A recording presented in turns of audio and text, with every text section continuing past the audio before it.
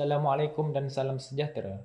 Ada beberapa fakta orang hutan yang anda perlu ketahui, di mana orang hutan kita dapat temui di dua buah pulau di Asia, iaitu Pulau Sumatera dan Pulau Borneo. Kita ada dua spesies orang hutan di Sumatera, iaitu Pongo abeli dan Pongo tapanuensis.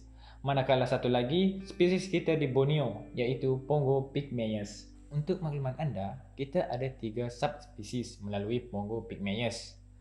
Subspesies yang pertama, Pongo pygmaeus pygmaeus, yang hanya dapat ditemui di negeri Sarawak. Dan subspesies yang kedua ialah Pongo pygmaeus wombi, yang hanya boleh ditemui di Kalimantan, Indonesia. Manakala subspesies yang ketiga ialah Pongo pygmaeus morio, yang hanya boleh ditemui di negeri Sabah.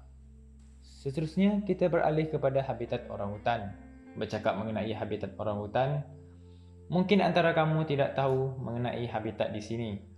Oleh itu, saya akan kongsikan beberapa jenis habitat yang terdapat di hutan sanktuari hidupan liar hilir Kinabatangan, yaitu hutan hujan, hutan paya, hutan separa paya, hutan bakau, hutan kering, dan hutan riparian. Hutan riparian di sini membawa maksud hutan yang berhampiran dengan tepi sungai. Apa yang anda perlu tahu mengenai tentang habitat orangutan? Orangutan di tapak kajian kami lebih banyak menghabiskan masa di kawasan paya, hutan separa paya, kawasan rendah dan kawasan sedikit berbukit, iaitu di bawah 500 kaki dari paras laut. Baiklah, seterusnya mari kita kenali tingkah laku orangutan liar di tapak kajian kami. Orangutan merupakan haiwan bersifat arboreal. Jadi, apa itu arboreal?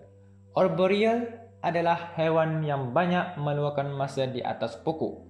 Selain itu, orangutan juga bersifat sendirian. Dia akan bersosial dengan orangutan lain semasa mengawan dan juga semasa orangutan betina bersama anaknya dalam tempoh 7 hingga 8 tahun. Bagi orangutan jantan dewasa, dia juga membuat long call yang menandakan isyarat amaran kepada orangutan jantan lain dalam radius 100 meter. Dan yang terakhir, sekiranya orangutan merasa terancam atau terganggu, sama ada dari individu orangutan yang lain, haiwan pemangsa atau terancam dengan manusia, dia akan membuat bunyi squeak. Itu menandakan dia tidak selesa dan dia akan gertak untuk menghalau dengan mematahkan dahan dan baling ke arah gangguan. Bagaimana pula berkenaan persamaan DNA antara orang utan dengan manusia? Baiklah, pertama sekali, apa yang anda perlu tahu ialah orang utan berkongsi persamaan DNA dengan manusia sehingga 98%.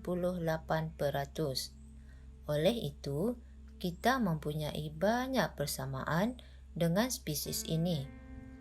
Antaranya ialah, saya ambil contoh dari segi jumlah gigi. Tahukah anda bahawa jumlah gigi orang utan adalah sama dengan jumlah gigi manusia, iaitu sebanyak 32 jumlah batang.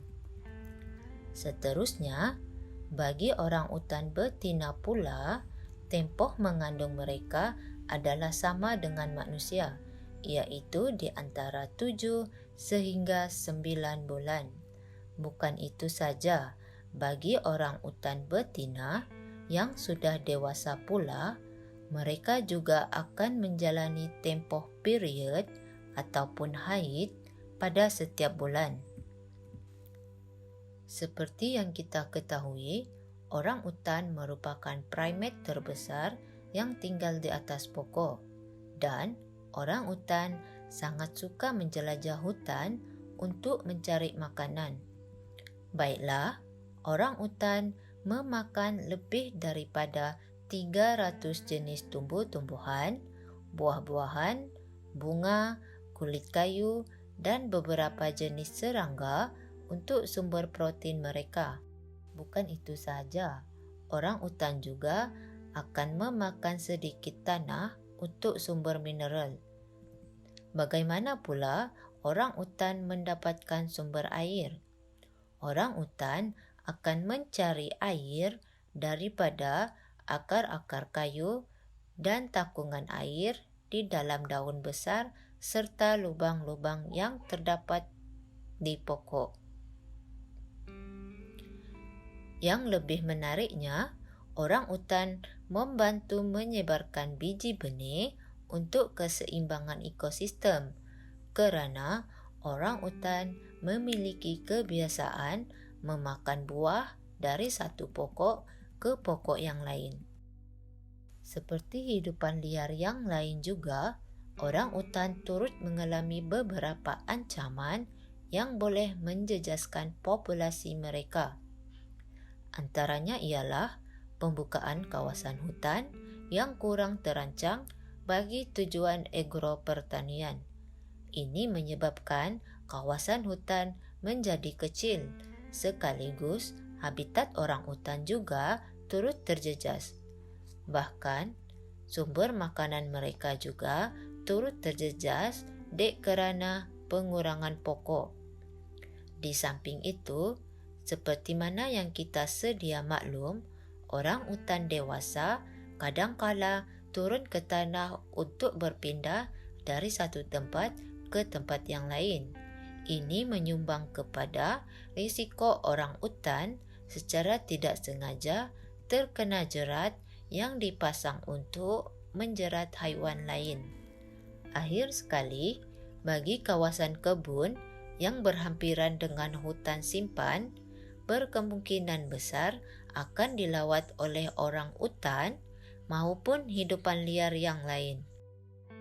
Tidak dinafikan bahawa mereka juga melakukan beberapa kerosakan dan akan memakan hasil tanaman di kebun. Malangnya, ekoran daripada situasi ini ada segelintir masyarakat kita yang beranggapan orang utan dan hidupan liar yang lain sebagai haiwan perosak, justru menghalau dan mencederakan mereka.